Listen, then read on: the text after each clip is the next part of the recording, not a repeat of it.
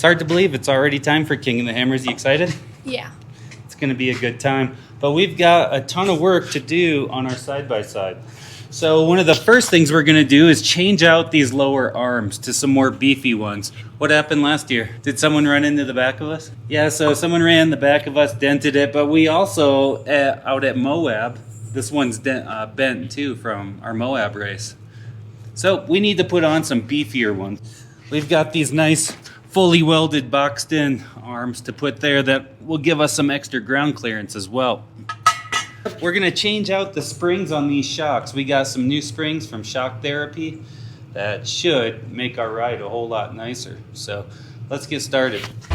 This video is part 2 of our 2026 King of the Hammers video series. We're getting ready to go back out and race for our 3rd time in the Youth 1000 class out at King of the Hammers. Last year we did a ton of work getting all the safety stuff done on this side-by-side, and this year we're trying to make some upgrades to the suspension.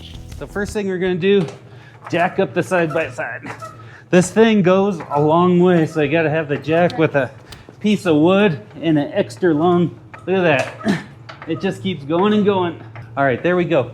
Let's take, why don't you tire off? There you go.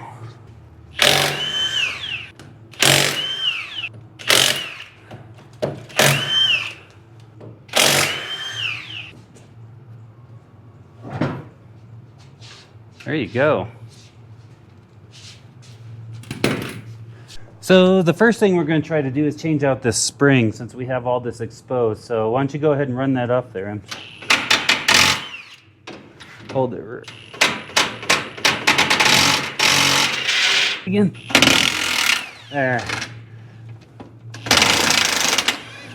There it is. So be careful. Stand back. We're real high right now. All right, Ems, let's get that shock out of there. We decided it was easiest just to pull the entire shock out of there. That's bigger than you are. All right, let's bring it over here. I got an idea. Right here, Ems. See if we can use this. Now, that just pulls out like that. Now, we can take these springs off. Got that.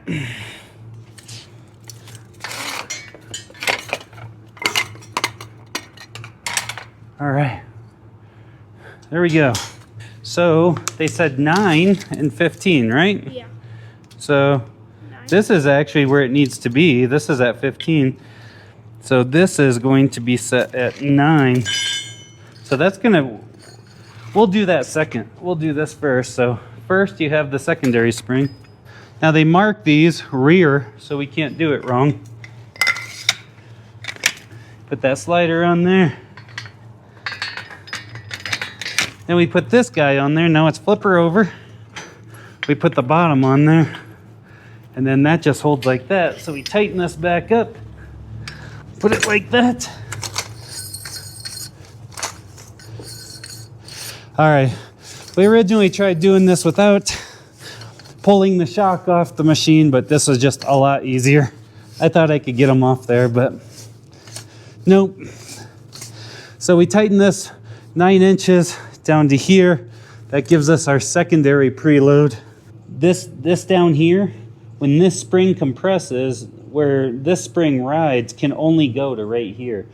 So it's a 2-stage spring system. So the first spring that you're riding on is this lighter one, and then it goes to this stronger spring, and that will only go to right there, and then you're not using this spring anymore, and then all your suspension's using that spring. All right, here's the second shock out of there. We can get those springs changed over, huh? Last year we ran the completely stock shocks. This year we're going to start with the springs and then look at the valving in the future. For now we can just use the stock adjusters on there, but eventually we'll want to dial in the valving. All right, here we go. I'm going to get up here. See, after this is sitting on the ground and come back and tighten these, what we're going to have to do is set it down just enough. And I don't want you under there while I'm lowering it. Okay, oop, get out of there. You dogs, always in the worst place. We're almost there. For these control arms, This is what it's saying. The instructions say this is the driver's side one. Okay. So we want to put it in just like that. So we got to get our impact, and we got to run this off evenly. Uh-oh, the back spun. So we got to get a wrench. That's how these radius rods go in. Pretty simple. See, this one's bent. Look at that. After do you see a bend right there? Yeah. Look at how it's touching the floor right there, and now it's not. That's how we finished the Moab race. We'll just get that started so it holds it in there. Although I should have went like this first. Now we should probably go get some Loctite before I tighten this up. Bottom drawer. Actually, there's some sitting on that table. They're the movable table. I'm gonna set the impact later so you can't over torque them. I'm gonna set it at 2. And then, I think these are 3/4. Yeah, you can run them on with this 3/4.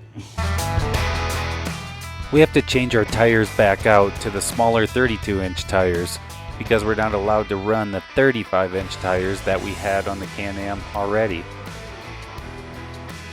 I took a couple of the extra tires we had and threw them under the side-by-side in case it slipped off the jack. Yeah, we may still have to go back and adjust these upper springs a bit more. You almost got it. There you go. Now put that one under there, Em. Use that as protection. Yeah, you can jack it up a little bit more until that one comes off the ground.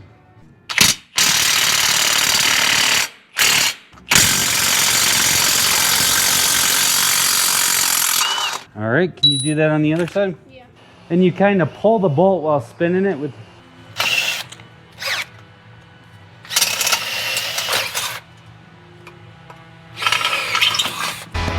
I decided to use my cherry picker to help support the side-by-side in case it slipped off that jack.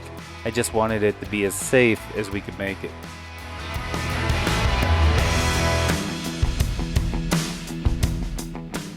At this point, we've already gone through quite a few different front lower control arms.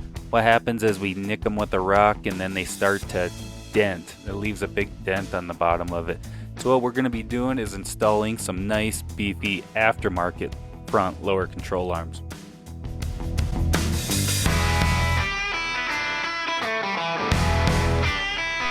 All right, Ems, you ready to put that front shock back on? Yeah. All right, let's go. What we're gonna have to do is feed it through here. So let me get the jack real quick, and then I'll jack that side up. So feed it right under here with the reservoir out. Yeah. I'll go get the bolt. Okay. Now we line this in, and see I put a little anti-seize on the bolts. What's that mean? It keeps it from getting corroded and locking up. So this is what I'm gonna do first. I'm going to drop this end in there, okay? Okay, now we got to pick this up. We gotta watch out for this brake. Installing the new CT Raceworx control arms are super easy. They just bolt in place. One thing I forgot to show was that I had to use a ball joint tool to press out the old stock ball joints from the original arms and then install them on the new arms. The new arms didn't come with them. The rest of the install went pretty smooth. I just used a lot of extra jacks and threw some tires under there for safety. You can never be too safe when working around all these jacks.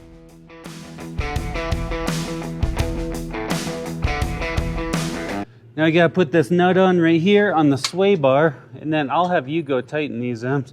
And then on the bottom right there too, see this? That's gonna need a bolt as well, a nut. And this is the nut that goes there. Okay, then you're gonna have to take this and tighten it down. So as you, okay, a little bit more forward. There, now up. Okay. Now use your wrench, come around the other side and use your wrench to tighten that ball joint. The other thing we had to do was We had to take the old ball joints out of the old ones and then put them into these. So I used just a regular ball joint tool to take those out in a couple sockets. It worked pretty well.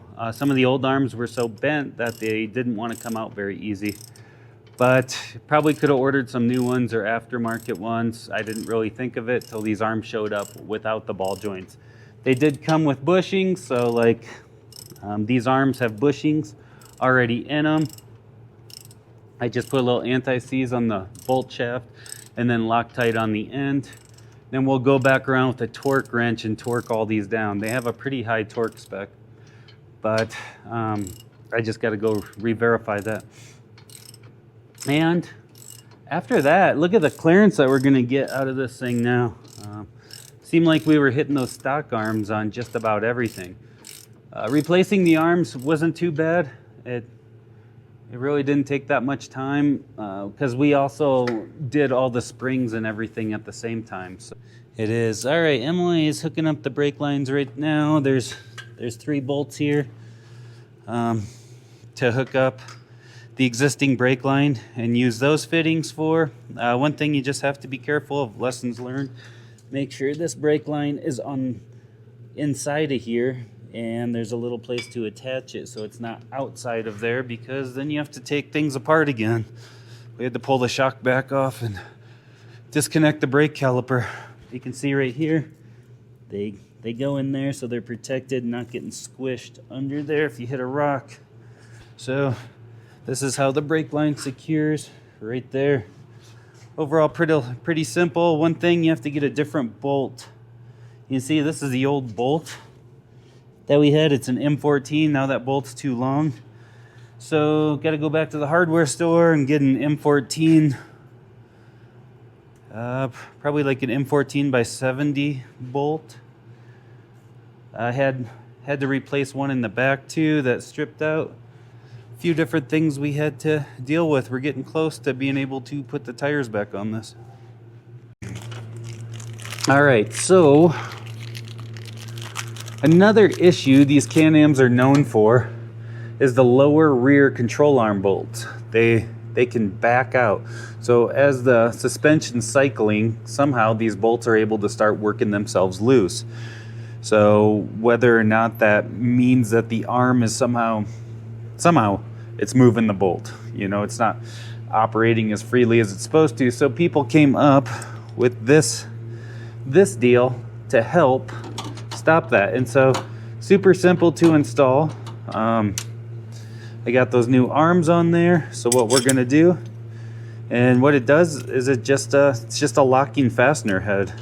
You put it on like that. We're gonna go slide it under there, put it on, and that will mean that this bolt cannot work itself out. We had talked to a few different people who said they had that happen to them, so I just want to try to avoid that. So that's our plan. It seems to be on the aftermarket arms. It seems like it's not as much of an issue on the stock arms, but it does seem like it's an issue on the aftermarket ones. So I already got the plate up there, and we've got our bolt. I'm just going to put a little bit more Loctite on there since I pulled it back off. I had to pull the bolt off first, then the plate just fits right through here. Didn't have to move anything, didn't have to do anything.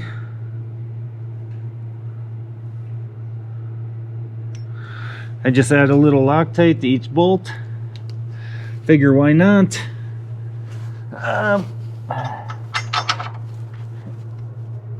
Hopefully these arms didn't move at all. See if it'll go in.